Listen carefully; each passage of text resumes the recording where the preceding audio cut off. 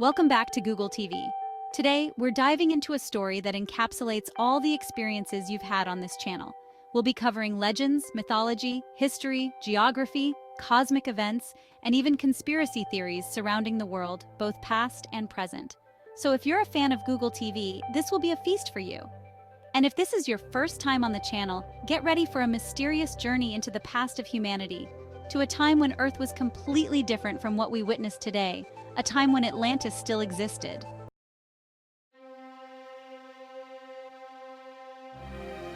Atlantis, the city of legend. When thinking about Atlantis, most people imagine an underwater city with structures and a culture reminiscent of ancient Greece. This is natural because what we know about Atlantis comes from the accounts of the great Greek philosopher Plato. Plato recounts the story of Atlantis through the character Critias, and the story goes as follows. On a certain mountain range, there was a family consisting of Evenor and Leucippe, who gave birth to their only daughter, Cleito. When she reached womanhood, her parents passed away. Poseidon, the god of the sea, fell in love with her, and they consummated their love on the mountain, which transformed the landscape. The place where they loved each other became intertwined with sea and land, forming concentric circles, 2 of land and 3 of water. As a god, Poseidon easily manipulated the earth, creating 2 streams from beneath the ground, one hot and one cold, which caused all vegetation to flourish abundantly. He then fathered 5 pairs of twin sons, all male, and divided the land into 10 kingdoms for each to rule. He gave the eldest son control over the largest capital, crowning him king. This was King Atlas, from whom the ocean was later named. The structure of the capital, named Atlas or Atlantis, included a central region surrounded by 2 rings of land and 3 rings of water separating the land from the center. The southern part of the city featured a sea gate, which opened trade routes to the world. The city was built from white, black, and red stones, and the island had many elephants, set amidst a vast expanse of seas and beautiful mountains. And so, the capital of Atlantis was depicted as a massive focal point in the world. However, now we must return to reality. The tale of Critias, or Plato's account of Atlantis, was based on what Solon, a distant relative of Plato, relayed. Solon lived around 630 BC, and he was a statesman and a poet. During his 10-year journey, Solon traveled to Egypt, where a priest told him the story of the magnificent capital of Atlantis. According to the priest, Atlantis had thrived and advanced greatly, but was later submerged by water about 9,000 years ago.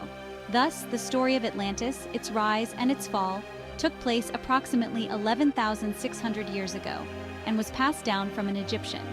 From there, the link between Atlantis, the legendary capital, reality, and mythology began.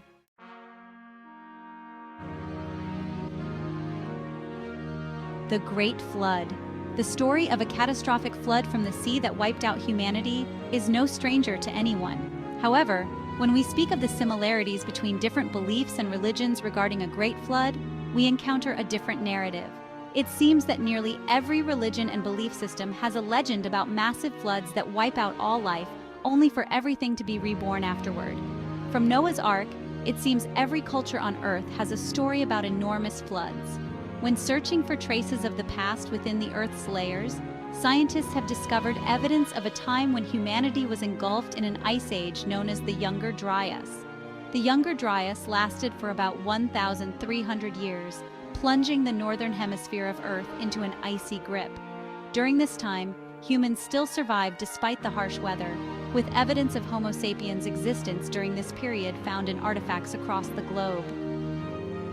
However, the end of the Younger Dryas is more significant than the event itself. There are different hypotheses regarding the conclusion of the Younger Dryas. The Earth's orbit returned to a circular shape after being stretched into an ellipse, or a massive comet struck the northern hemisphere 12,600 years ago, prompting scientists to delve deeper into research. Regardless, after 1,300 years, the Younger Dryas ended, ushering in a warming period for Earth. As the world warmed, glaciers melted, flooding the Earth with massive deluges. According to the story Solon heard from the Egyptian priest, this great flood coincided with the time Atlantis was submerged.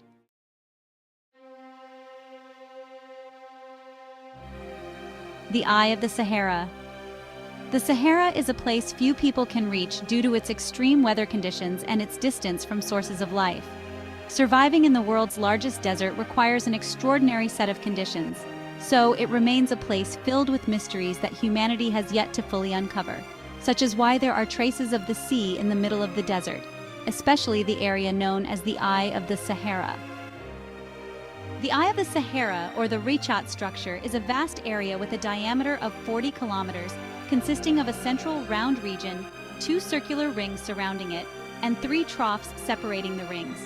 These troughs are filled with enormous white salt deposits, remnants of a former sea gateway. Moreover, the Richat Structure is home to numerous Acheulean artifacts. The area also lies south of the Atlas Mountains, with evidence of a large river flowing into the Richat region between 11,000 to 5,000 years ago, creating ideal conditions for human settlement during that period. When comparing the design of Atlantis and the existing features of the Eye of the Sahara, one cannot help but wonder, could this similarity be a coincidence? Certainly not. The Sahara Desert couldn't support life as it is today, being a desert. For a civilization to thrive there, it must have existed between 11,000 and 5,000 years ago, when the river flowing from the Atlas Mountains was still active, supporting life. Wouldn't you agree?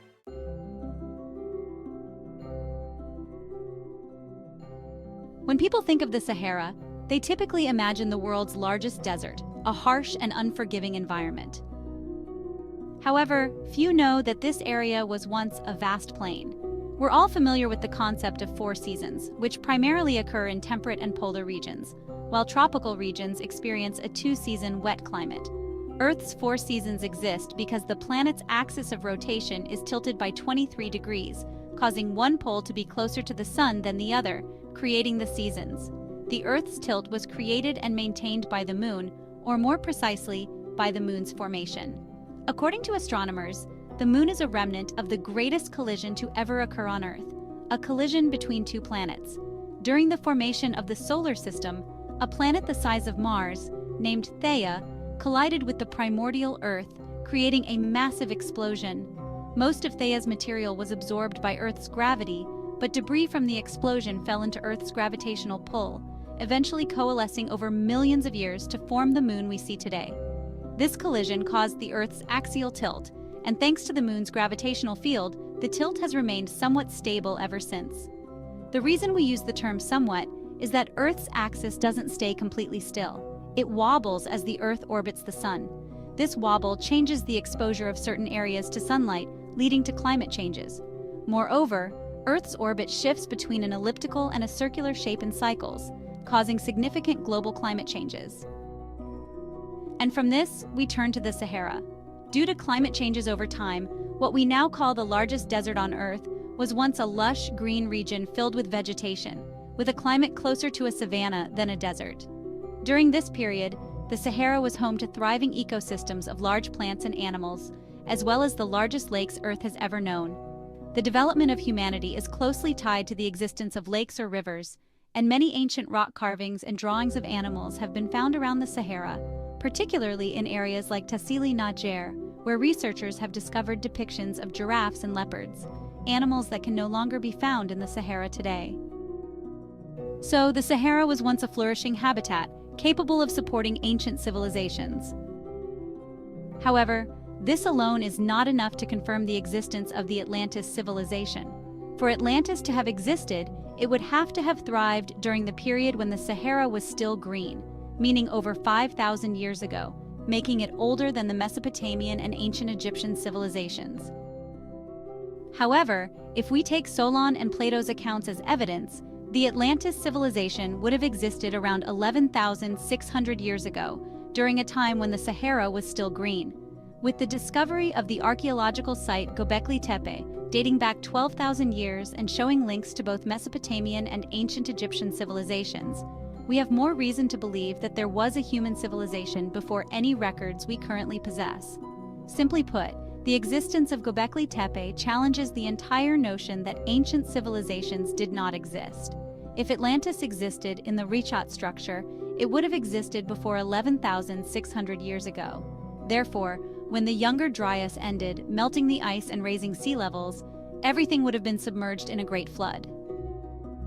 Looking at the Sahara Desert, we have ample evidence that the area was swept by a massive tsunami from the Mediterranean to the Atlantic Ocean. The ripple marks extending for kilometers are not sand dunes but the remnants of waves similar to those on a beach. Additionally, many marine animal remains, dating back 14,000 years, have been found in the desert. Therefore, it's possible that the Great Flood caused by the Younger Dryas was indeed the reason Atlantis was buried beneath the waves. The crucial point here is that, according to Plato's account, Atlantis wasn't submerged into the depths of the ocean. Rather, the pathways to Atlantis became impassable. All routes were submerged in mud, making it impossible to approach from the sea. According to Egyptian mythology, before all things came into existence, there was a massive, terrifying body of water called Nun. After that, the god Adam was born and created the world.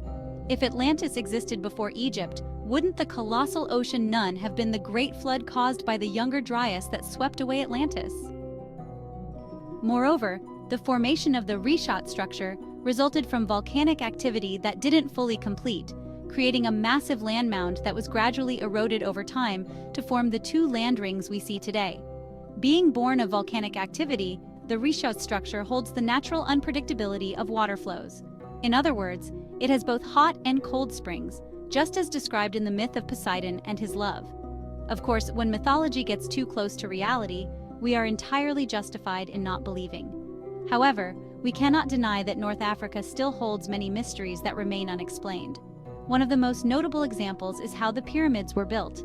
Additionally, the water erosion marks on the base of the Great Sphinx prove that it existed during a time when the Sahara Desert experienced several thousand years of rainfall, meaning it could predate even the ancient Egyptian civilization. No matter what, when we piece everything together, we can make an educated guess about what happened to Atlantis if it was located in the Richat Structure.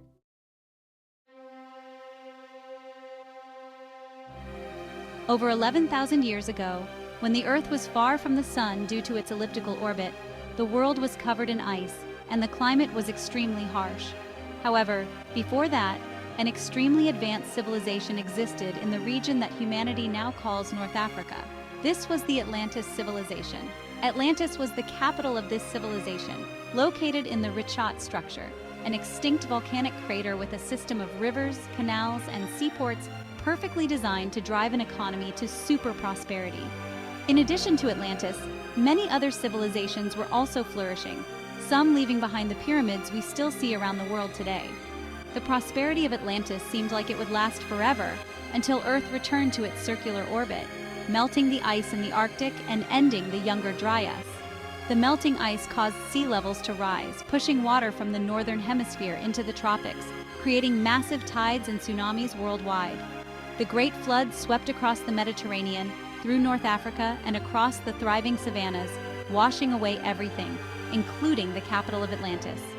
The Great Flood caused by the Younger Dryas marked the end of all civilizations, plunging humanity back into the Bronze Age. Thousands of years later, the Egyptian and Mesopotamian civilizations emerged.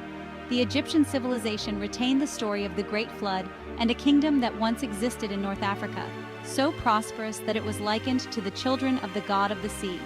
Later, a priest recounted the story to Solon, Plato's distant relative, who then retold it through the dialogue Critias, passing it down to today's generation as a legend. Moreover, from the story of a sunken city, writers have crafted various other myths about sea monsters like the kraken or giant sharks.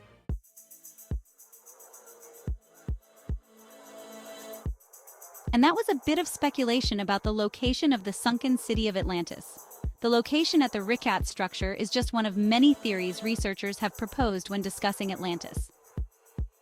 However, this is still just a theory, as there is plenty of other evidence suggesting that ancient civilizations predating Mesopotamia and Egypt didn't exist. But what do you think? Do you believe in Atlantis? And does the theory about the Richat Structure convince you? Whether you do or not, let us know your thoughts in the comments below. And if you liked this video, don't forget to hit like, subscribe to our channel, and click the notification bell so you don't miss any future videos. Thank you all for listening, and see you next time.